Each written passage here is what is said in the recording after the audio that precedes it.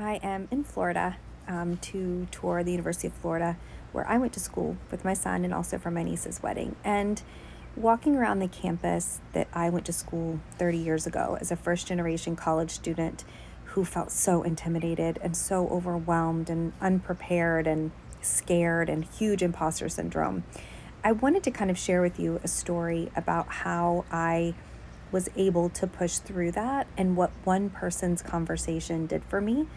So I had a roommate in college, and she was my best friend growing up through middle school and high school. And she had a very different life than I did. She had two really supportive parents who were college educated, and she, knew exactly where she should be and, exactly what she was going to do. And she was a huge influence on me because I was able to kind of borrow some of her life confidence that I really did not have myself. But I was starting to really flounder my junior year in college because I was needing to decide, to apply to medical school or not. And I had wanted to be a doctor since I was 5.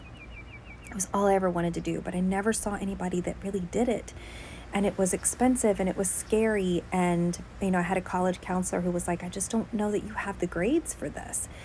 And so I just was really starting to want to give up and think, I need to get a job. I need to be able to pay my bills. I need to be able to take care of myself. And is this too lofty of a goal? Is this unrealistic? And my best friend, my roommate's dad, started to sense this in me. And he was a first generation college kid. And he didn't go to medical school when he really wanted to because he felt the exact same way that I did. And he picked up on this. And one day he came into town and I said, oh, she's not here. And he said, no, I'm here for you. And he said, let's go to lunch. And we went to lunch and we're sitting at the table. And he said, I know you're thinking of giving up. And I know you're thinking that you can't do this. And I just want to tell you, don't do it. You do deserve to be here. You do deserve the opportunity. You can be a really good doctor. And I will never forgive you if you give up.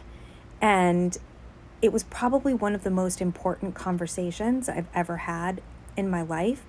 And I didn't quite realize it at the time, but within a week, I decided that, yes, I might take a year off in between college and medical school, but that I wasn't going to give up. And I applied, I got in, I went to medical school. I did amazing in medical school because I had resilience and I had worked hard and I really wanted to be there, and graduated from medical school and went to residency. And now I get to go back to this university that I went to 30 years ago and be the exact person that I never thought that I could be or that I deserved to be. And so I just wanted to share this. Maybe this can be that conversation for you.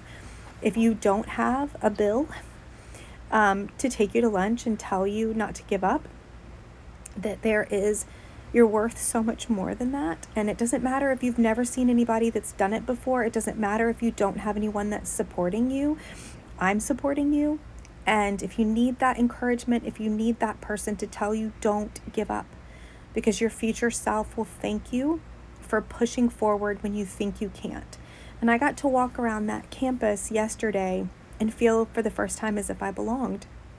And I deserved to be there.